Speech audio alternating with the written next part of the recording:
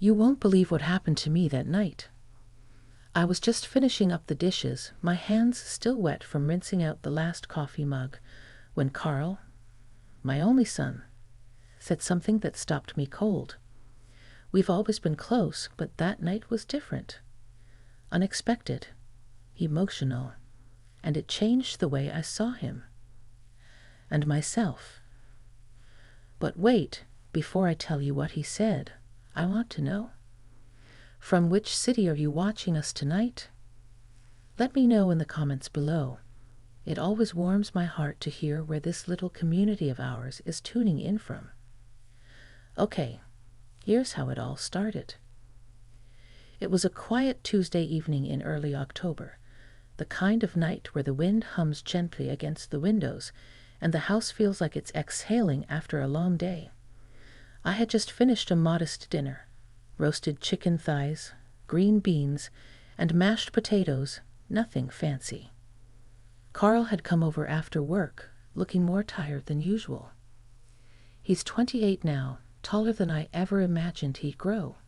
But his eyes still have that same boyish softness I remember from when he used to crawl into bed with me during thunderstorms. We didn't talk much during dinner. He poked at his food, barely touching the chicken. I didn't push. I've learned by now that silence is sometimes the only space a man needs to gather his thoughts. After dinner, I told him to go sit on the couch while I tittied up.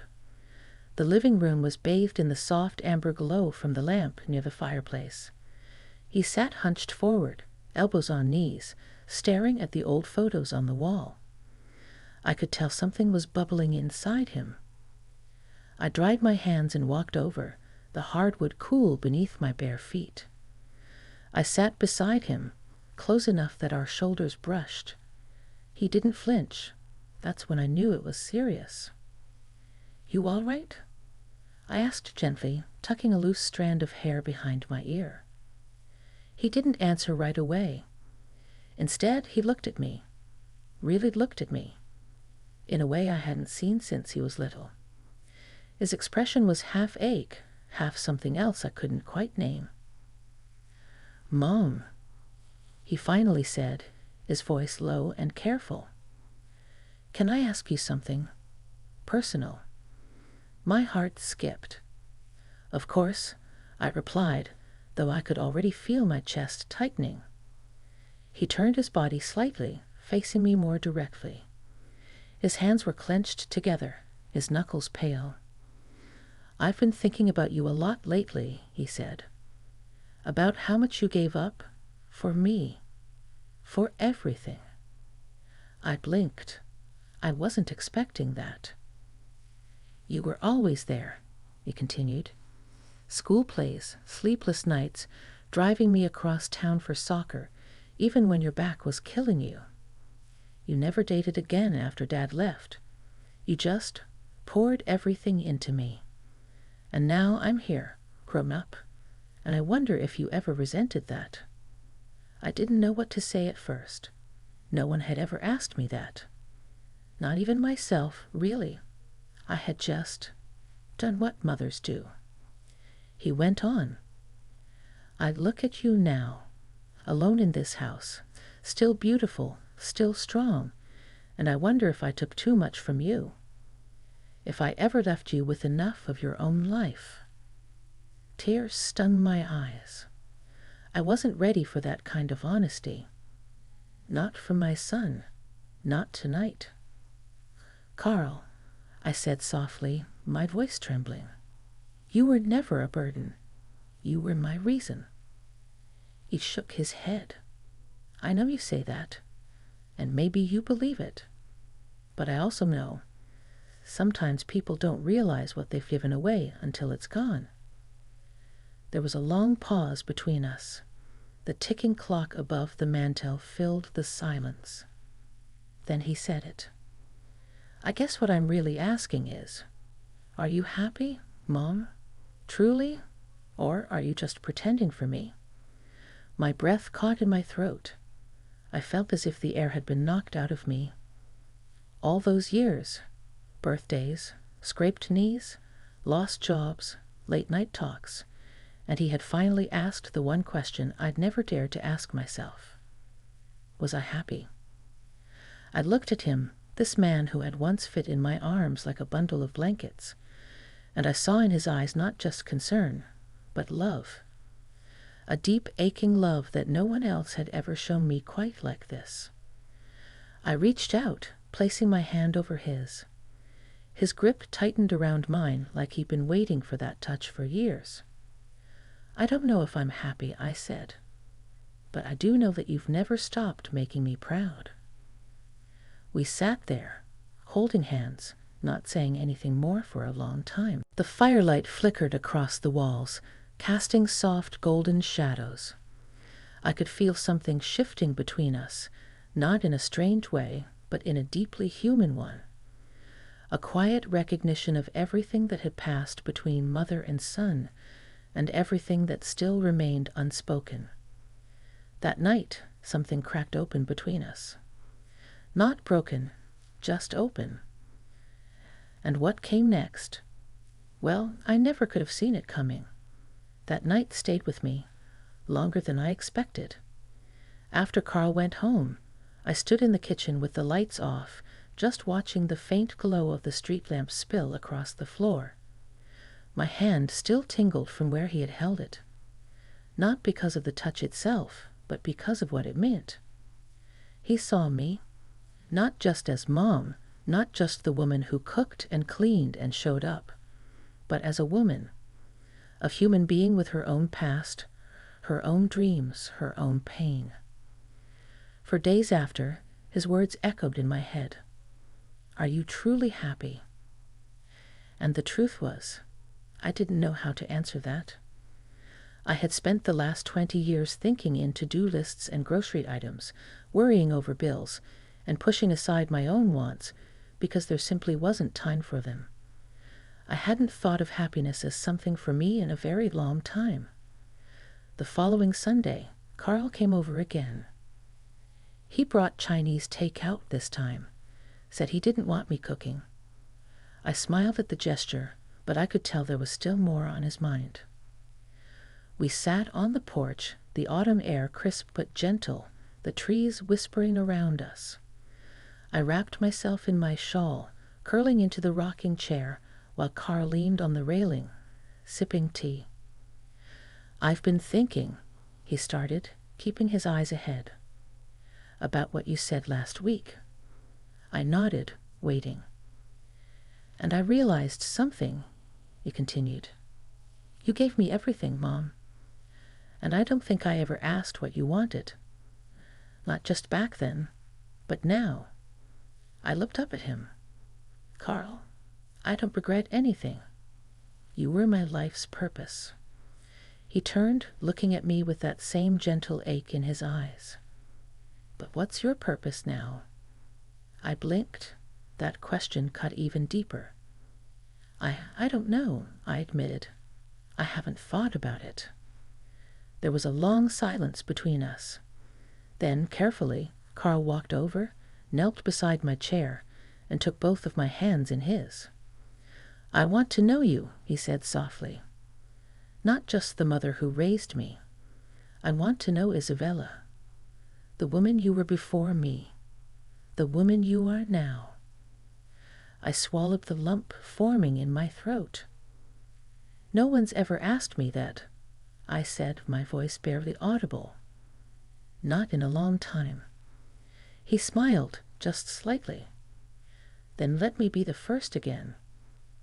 We talked for hours after that. About my childhood. My first kiss. The poetry I used to write but never shared. The dreams I gave up when life demanded more practical things. Carl listened with a depth I wasn't used to. Not just hearing me, but absorbing every word. "I never knew you loved art," he said. "You always supported my interests, but I guess I never thought about where that came from." I laughed, brushing a tear from the corner of my eye. "I used to sit on the floor of my bedroom sketching for hours. I wanted to study painting in college, but then your father and I. Well, Life got in the way. Carl's face shifted, like he was realizing he'd only ever known a piece of me. "I want you to start again," he said suddenly. "Painting, drawing, whatever it is. For you, not for anyone else." I smiled, but shook my head. I wouldn't know where to begin. "You begin where you left off," he replied, "and I'll be here, watching, cheering you on." That moment between us, it wasn't just sweet, it was sacred. A turning point. The roles were shifting. I wasn't just the guide anymore. I was being guided too. Later that night, as I walked him to the door, he paused at the threshold. "I meant what I said," he told me. "I don't want to just visit and eat and talk about the weather. I want real time with you. Honest time." I nodded, a warm flutter blooming in my chest. "Next weekend," he added, "I'm staying the night. No distractions. Just us. I want to know more." I wasn't expecting that. Not from a grown man with his own apartment, his own life. But I welcomed it. When I closed the door behind him, I leaned against it and closed my eyes.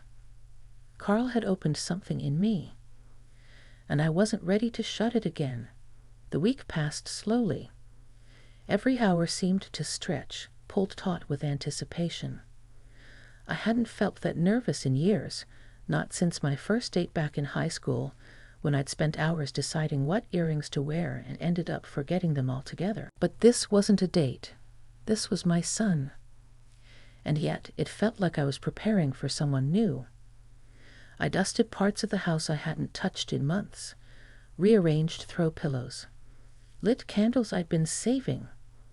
I even took out the old wooden sketchbox Carl had no idea I still kept, full of charcoal pencils and dried-up tubes of acrylic. Saturday came. He arrived just after 6 with an overnight bag slung over his shoulder and a bottle of red wine in his hand. "You didn't have to bring anything," I told him. "I wanted to," he said, smiling. "Something simple to mark a new chapter." We cooked together, or rather, I cooked and he kept me company, chopping onions while teasing me for the apron I still wore from his childhood. Best mom ever, it read, faded, and a little stained, but still whole. Dinner was filled with laughter. Not the surface kind we offer strangers, but the kind that bubbles from years of shared memories, burnt holiday meals, broken picture frames from indoor soccer, late-night talks after heartbreaks. After we cleared the plates, I brought out a small album he hadn't seen in years. Inside were photos he probably didn't remember, ones where I was still in the frame. There was one of me at 24, sitting on the floor of our first apartment, painting in the sunlight. He paused at that one. "You looked free," he whispered. I stared at it too, surprised by the look in my own eyes. I hadn't seen her in so long, that younger version of me, still wild in spirit, before the exhaustion settled in. "I think I used to be," I admitted. Carl leaned back against the couch, thoughtful. "You still can be," he said. The wine warmed me, but it wasn't the alcohol that made me feel soft around the edges. It was the honesty, the intimacy of simply being seen. He asked about my past relationships, not out of prying curiosity, but from a place of respect. "After Dad left," he said, "I used to wonder why you never brought anyone else into our life." I took a deep breath. I was scared, I confessed. Not of love, but of losing focus. I didn't want anything to take away from being your mother. He nodded, quiet for a moment. "But now?" "Now," I said slowly, "I wonder if maybe I held myself back too much. Maybe I forgot that I'm allowed to want something more." Carl turned to face me. "You are, and I think you always were." But you didn't have someone to remind you. The clock ticked softly in the background. The room was dim, lit only by the fireplace and the kitchen light we'd forgotten to turn off. Then he did something I didn't expect. He reached over and gently tucked a strand of hair behind my ear, just like I had done to him 1,000 times when he was younger. It was small, almost nothing. But in that moment, I felt something stir, a deep tenderness that didn't feel maternal. It felt human. I didn't pull away. We sat like that, inches apart, the silence between us full of meaning neither of us dared to speak aloud. Eventually, he broke the tension. "Would you show me?" he asked. I frowned, confused. "Show you what?" He nodded toward the sketchbox. "Your art. I want to see what you used to create." My hands trembled slightly as I opened it, revealing cracked pastels and faded paper. I hadn't touched them in years, but the feeling came rushing back, the smell of graphite, the soft scrape of pencil on paper.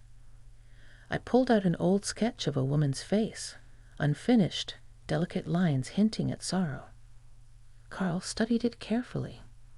"She looks lonely," he said. I swallowed hard. She was. He didn't say anything, just looked at me. "I don't want you to be lonely," he said quietly. "Not anymore." And for the first time in a very long time, I let someone truly hold that part of me, the quiet ache I had hidden for decades. We didn't go to sleep right away. We stayed on the couch, talking late into the night, about art, aging, regrets, and the things we still hoped for. And though nothing happened that would raise eyebrows or cross boundaries, something shifted between us in a permanent way. He no longer saw me only as Mom. He saw me as a woman with a life still worth exploring, and I saw him not just as my son, but as someone I could finally share the whole of myself with, openly, vulnerably, without fear. What happened the next morning would change me. Again. I woke early the next morning, the kind of quiet stillness that only exists right before dawn wrapping itself around the house. The sky outside the bedroom window was still blue-gray, barely touched by the sun. For a moment, I didn't move. I just lay there, wrapped in the soft comfort of the old quilt my mother had passed down to me, and listened. There was no sound from the living room. I wondered if Carl was still asleep on the couch, curled up like he used to be when he'd sneak downstairs after a nightmare. Quietly, I stepped out of bed, wrapped my robe around me, and padded down the hall. I found him sitting up, his back to me, gazing out the window at the glowing horizon. He didn't hear me at first, or maybe he did and just didn't turn around. "Couldn't sleep either?" I asked softly. He looked over his shoulder and smiled. Didn't want to waste the stillness. I walked over and sat beside him again. Our new habit, side by side, shoulder to shoulder. "I kept thinking about last night," he said. "I feel like I saw you for the first time. The real you." His words warmed me, but they also stirred something fragile. I didn't realize how much of myself I had tucked away, I admitted. Not out of shame, just out of habit. Carl turned fully toward me now, his gaze open, steady. "Then maybe it's time to let her out again. All of her. Not just the parts that took care of me." I took a deep breath. "I'm not even sure who that is anymore." He shook his head. "I think she's still right here." We sat like that for a while, not speaking, just watching the sky soften and stretch into morning. The light spilled gently across the floor, and I noticed how peaceful he looked, not burdened by the weight of a difficult conversation, but calmed by it. "I wish I could go back in time," he said after a while, "and tell teenage me to ask you more about yourself, to notice the woman behind the mom." I reached for his hand, not out of comfort this time, but out of connection. "You're doing that now," I whispered. He smiled, lifting my hand and resting it between both of his palms like something precious.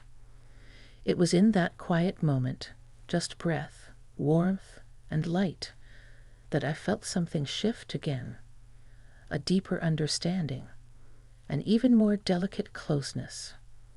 He wasn't my little boy anymore. He was a man, and he was looking at me as someone who still mattered beyond motherhood, not for what I could do for him, but for who I was and who I still could become. We spent the rest of the morning slowly. Breakfast, soft music playing from the old speaker in the kitchen, and an unspoken understanding between us. When he packed up his things to leave, I walked him to the door, just like always. But this time, he didn't just hug me. He held me, a long, firm embrace, like he was anchoring me, like he didn't want me to go back into that shell I had so carefully crafted over the years. "You're not alone anymore," he said into my shoulder. "Even when I'm not here." I closed my eyes. "I know." He pulled back and looked at me. "Promise me something." "Anything. Don't disappear again. Let the world see you the way I do now." My throat tightened, but I nodded. After he left, I stood by the window and watched him drive away, sunlight catching on the windshield like a slow spark. I walked back to the living room, still warm with the echo of his presence, and sat on the floor with the sketchbox. This time, I didn't hesitate. I pulled out a blank sheet, picked up the charcoal pencil, and I began to draw.